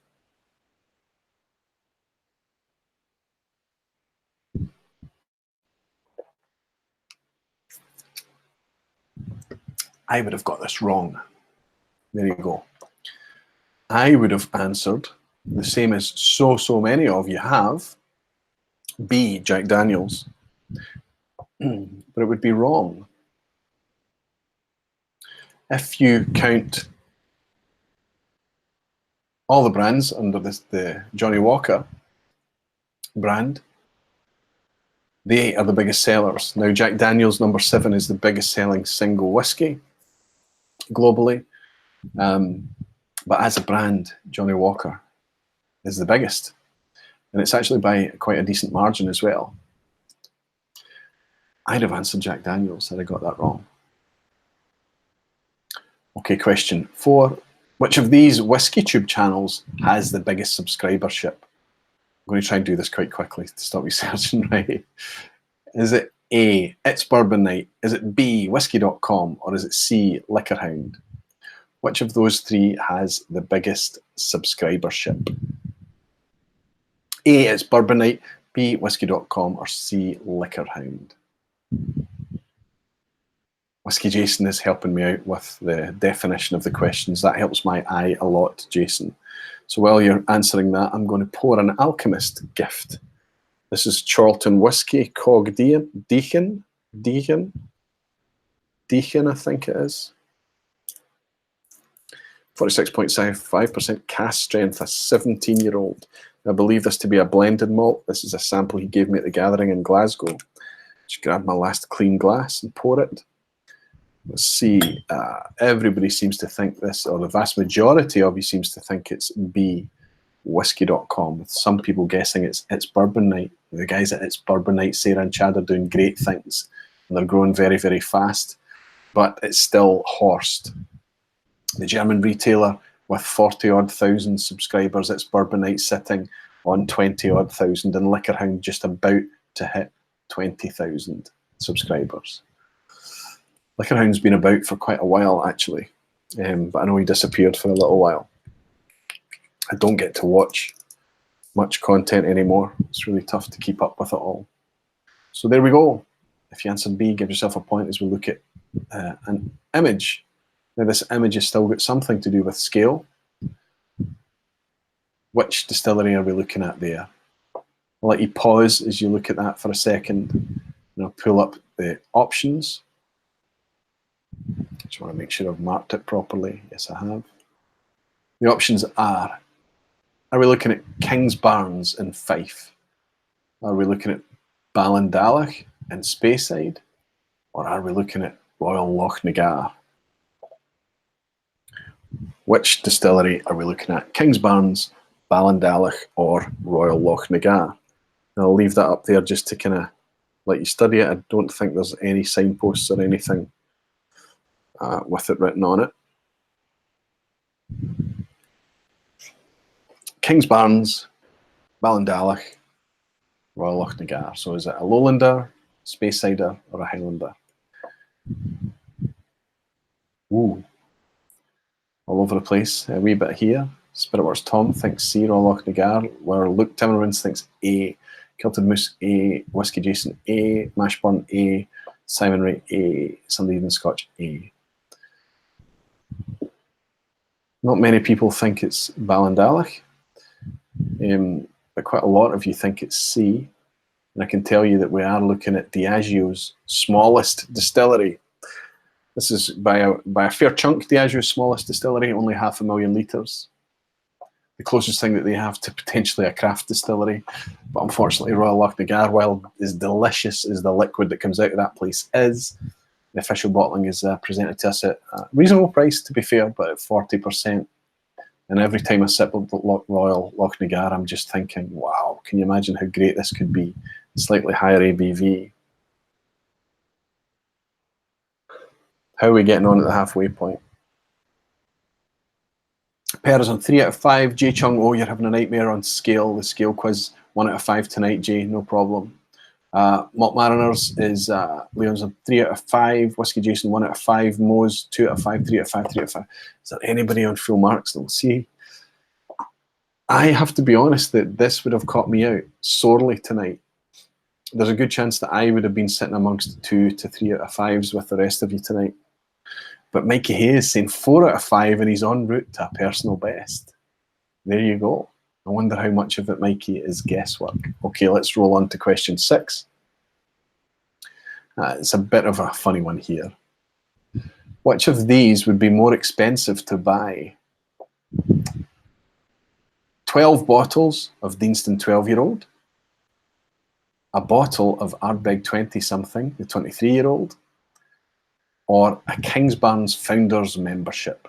The Founders membership at Kingsbarn, I believe, you get a little pin and a membership card and things, and you buy into it. And when the whiskey's ready, you get a 70cl bottle sent to you as well. So you're kind of guaranteed an inaugural bottling. But which is the most expensive? A dozen bottles of Deanston 12, a single bottle of Ardbeg 20-something, or a Founders membership at Kingsbarns? What do we think?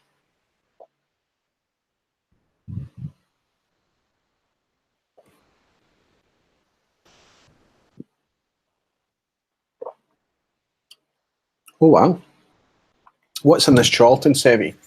What's in it? I haven't done any research on this at all. This is a Koch Deacon. 46.5% at cask strength, which have been quite an open cask, right? After 17 years, losing that much ABV. I think it's a blended malt, isn't it?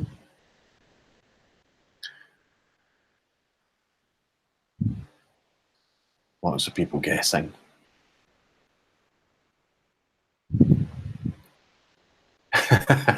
Mikey's saying guesswork, shaming you for doubting my whiskey knowledge. I apologise, Mikey. Maybe just a wee bit of guesswork. Good for you. Yeah, all over the place. Dwayne thinks it's B. Espen thinks it's B. Triquetra. Stuart thinks it's B. Society Dweller.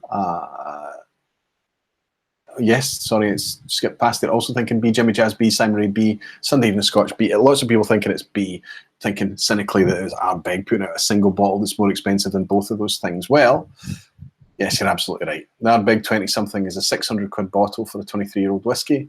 No doubt it's absolutely delicious, but yeah, it's quite pricey.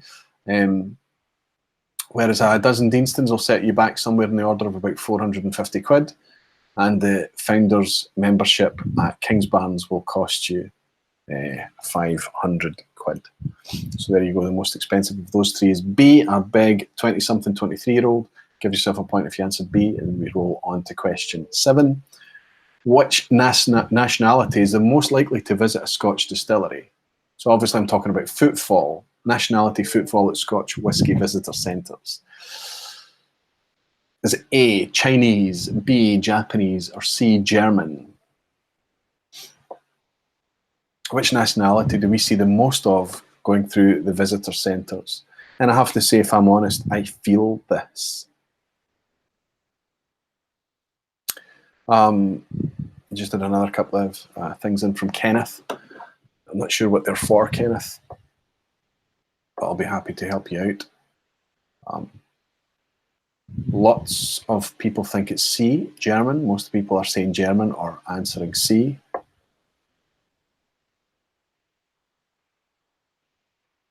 I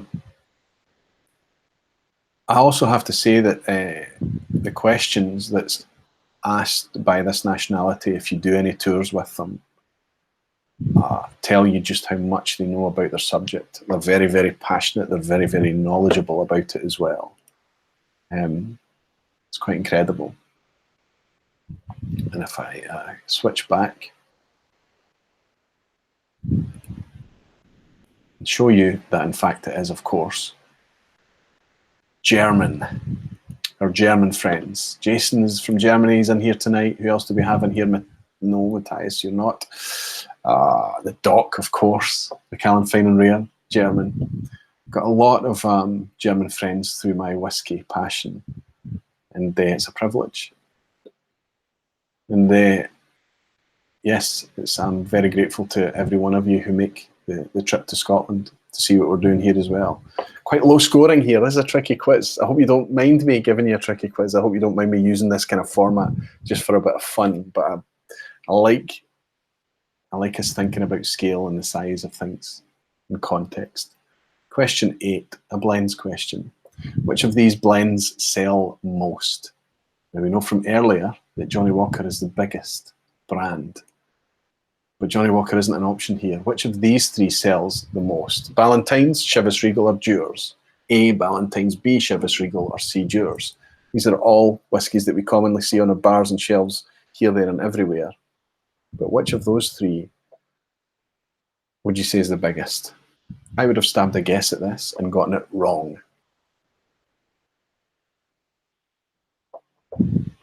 So I won't tell you what I'd have guessed.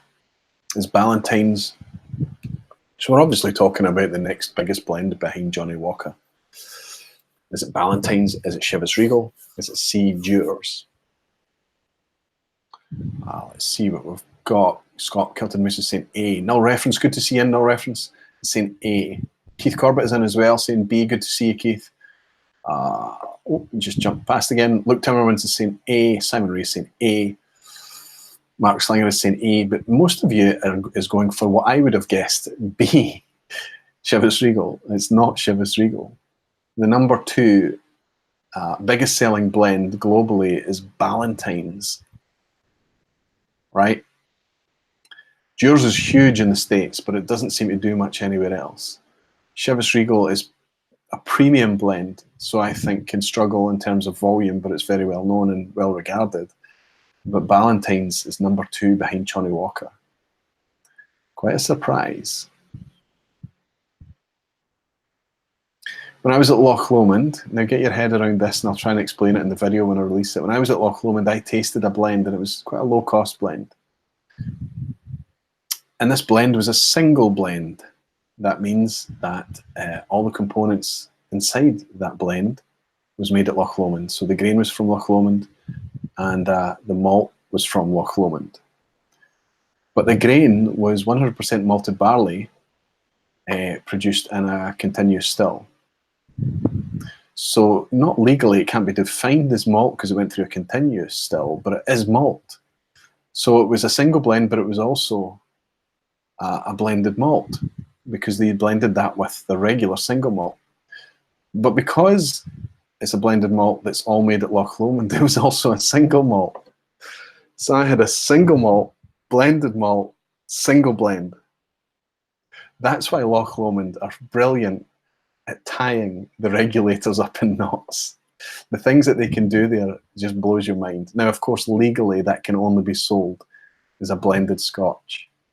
But to you and I, who knows how it's actually made, we can define it any way we want and we can enjoy it as such. It's just brilliant. And the alchemist is telling me that Koch Deacon is I don't even know if I'm pronouncing that right. I think it's Koch Deacon. Is majority 1968 Bunnahabhain, wow. With aged Macallan and Highland Park, and the youngest component being a 2001 Glenturret for a 17-year-old park. Very tasty, wow. Yes, I heard about this one, I did. You were one of the guys that spoke about it when it came out. This was a couple of months back.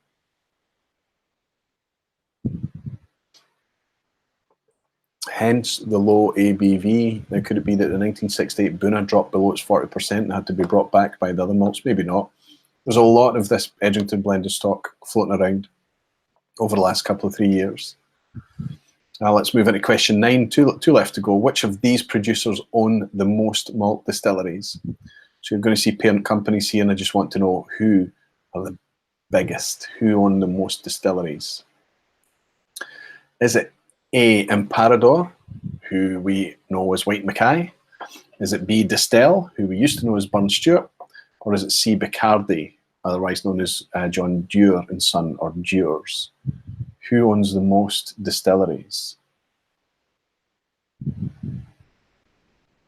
When I was starting my whiskey journey, I got a wee bit obsessed by who owned what, because you start to see uniformity in how the whiskies are presented there. So when you know the parent company, you know their attitude towards malt whiskey. So you know that Diageo see their whiskies as ingredients in the spice cupboard, right? The malts are there to serve as helping their business as a blending company, much like Pernod Ricard. You know that White Mackay, well, we know how White Mackay, most of the products are presented from White Mackay, right, at 40%, and probably a wee bit too overloaded in caramel colour and things like that. Some of them are price point whiskies, some of them are not. So I got quite obsessed with trying to learn who owned what distillery. Most people are going for C and think the Bacardi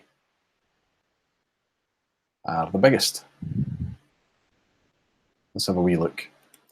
I can tell you out of Imparador, Distell and Bacardi, yes, C, Bacardi, John Dewar and Son are the biggest. And they have Altmore, Craigellachie, Royal Bracla,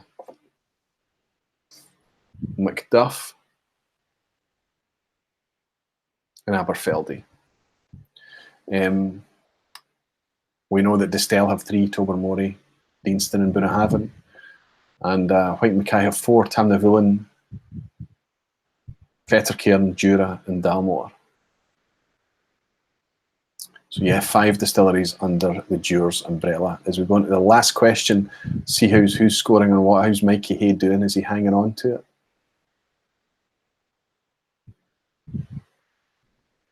Jimmy Legacy, yay. Keith Corbett 4 out of 9. Per Christensen 6. Jimmy Jazz also on 6. Whiskey Jason 4. Mose 5. Alistair Gray on 7. Toby Field 4 out of 9.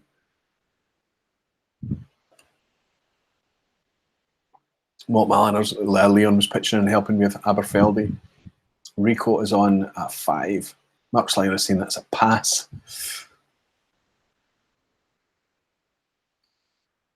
Edge is on 4 out of 9. You need to get 5 out of 10. Well, let's see. What's the last question? Have I done you a favour? Oh. Could be tricky, the last one. This is delicious. It's quite dry and quite drying. But this is delicious. Mikey, hey, where are you, Mikey? How are you getting on? And he has 5 out of 9. Oh no, crashed. Too much of that infamous guesswork. Oh dear, Mikey. Society Dweller has suddenly come from behind, which is Michael, isn't it? 8 out of 9 now. Fantastic. 8 out of 9 is a good score. Let's see what the last question is. Put you all out your misery. Approximately how many bottles of malt scotch were sold to the USA in 2017? And I say approximately, and you'll understand why. Was it A, 2.35 million bottles, B, 23.5 million bottles, or C, 235 million bottles? In the UK, I think we're somewhere in the order of 70 million people in the United Kingdom. And in the States, I think you're floating about 280 million of that order, close to 300 million people. But I want to know how many bottles of malt scotch were sold to the USA. 2.35, 23.5, or 235 million bottles. Triquetra is saying too much. In the case of things like Springbank, I absolutely agree.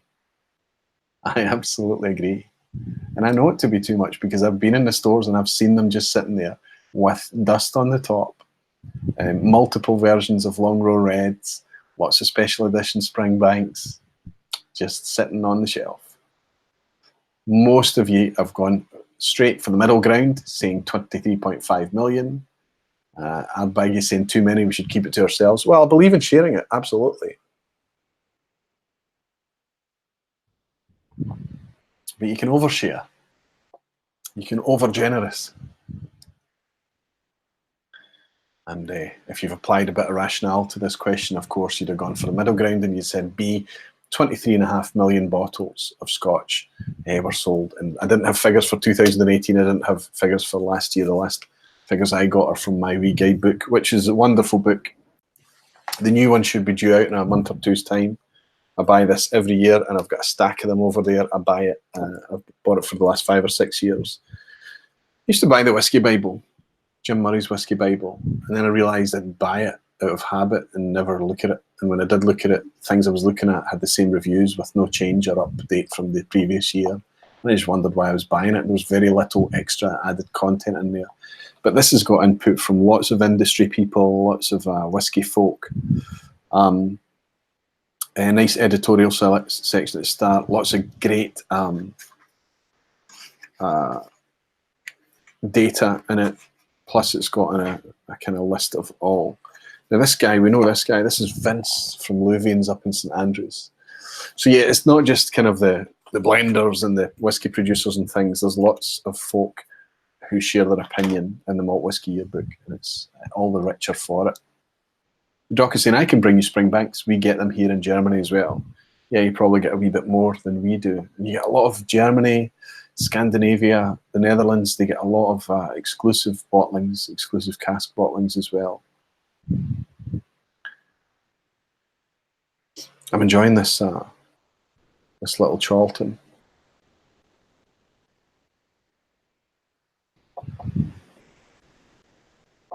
Similar to a lot of stock that was going around from Edrington. And I guess it's kind of, we saw a lot of that released onto the market, probably a lot to do with them trying to recover some money from their huge investment in the Macallan distillery.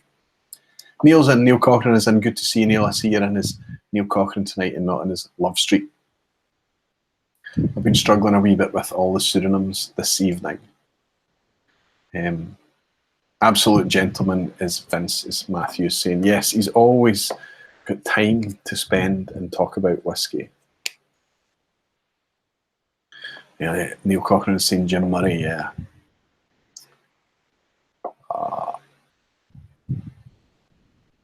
I thought you said the USA had 17 million people.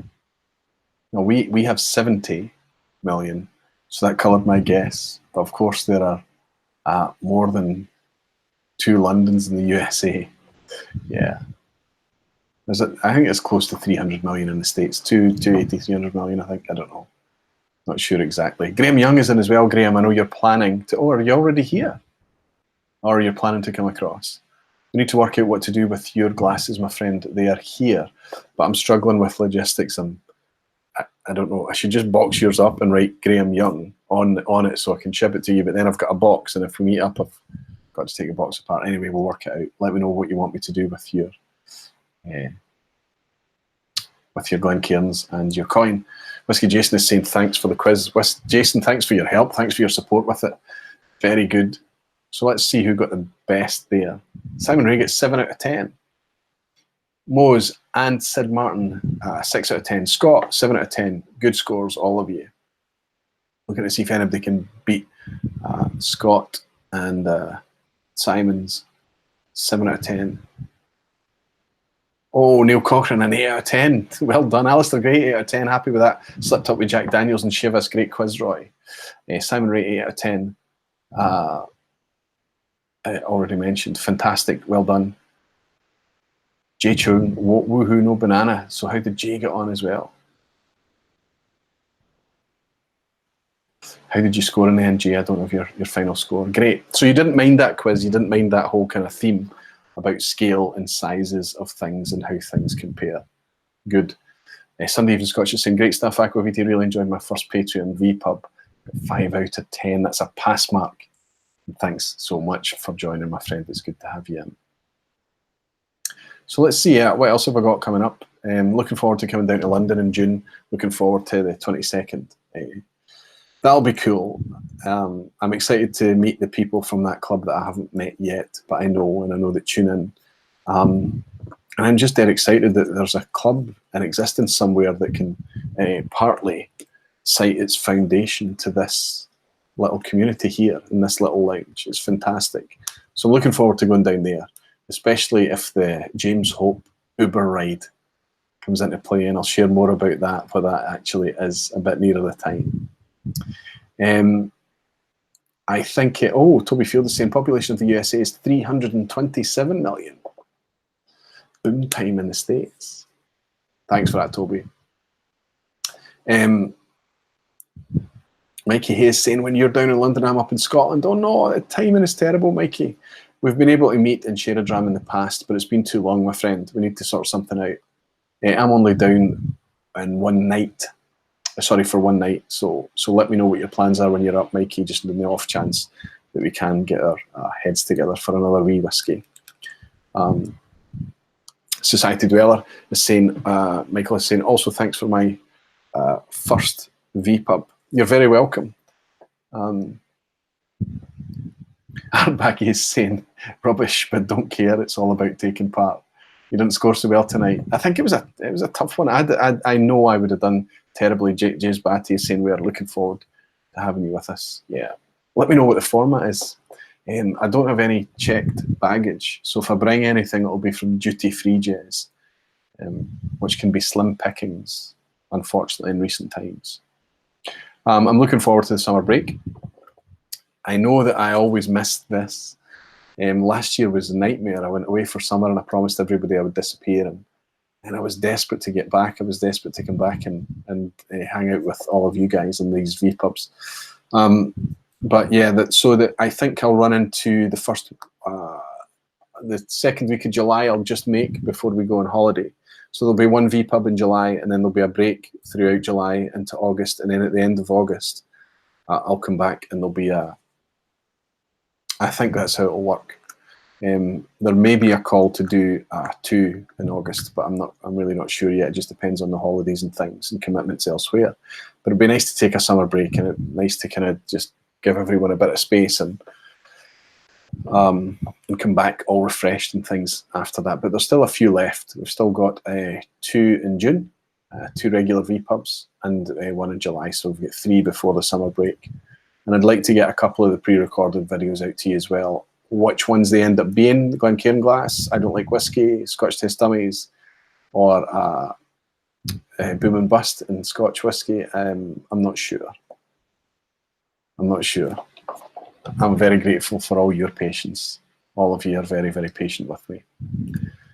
Is there anything that you'd like to know from me before I hang up tonight, before I sign off? I've kept under 2 hours, but I'm amazed at how I thought 90 minutes would be tonight.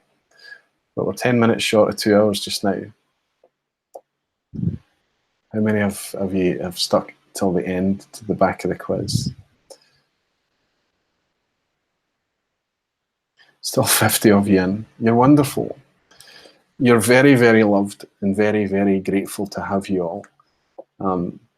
This is just a fantastic community, and I always bang on about it. But everybody that comes into it and enjoys it agrees. They say the same thing. The Alchemist is saying, thank you for my 49th vPub. You're welcome, Sevi. Fantastic. Ardbeg is saying, too much Ardbeg tonight, but hey, it's been another cool gathering. Andy, if you're around, it's always cool. It's always cool. If anybody's met Andy Ardbaggy in the flesh, he's an awesome guy. So many of you, all of you are awesome. Andy's a classy character. All right, Feral Barflies, Donald's is saying, I'm off to the subway now. Thanks for a great vPub. Good man, Donald. Thanks for joining in. I think you're Canada as well, aren't you? Doc is saying, thanks, Roy. Great as always.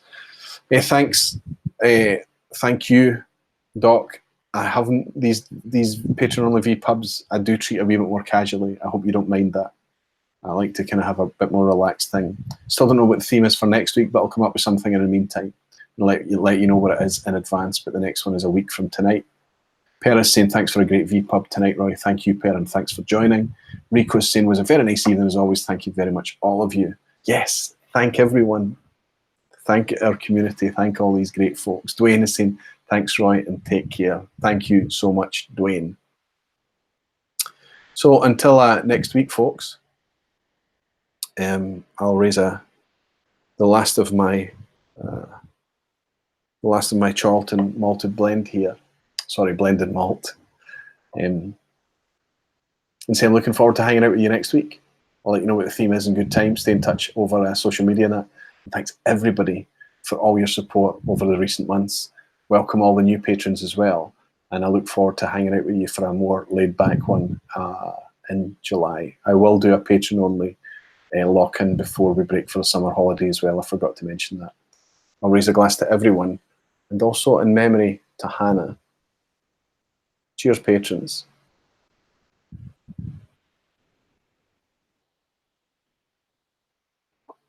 Thank you all so much.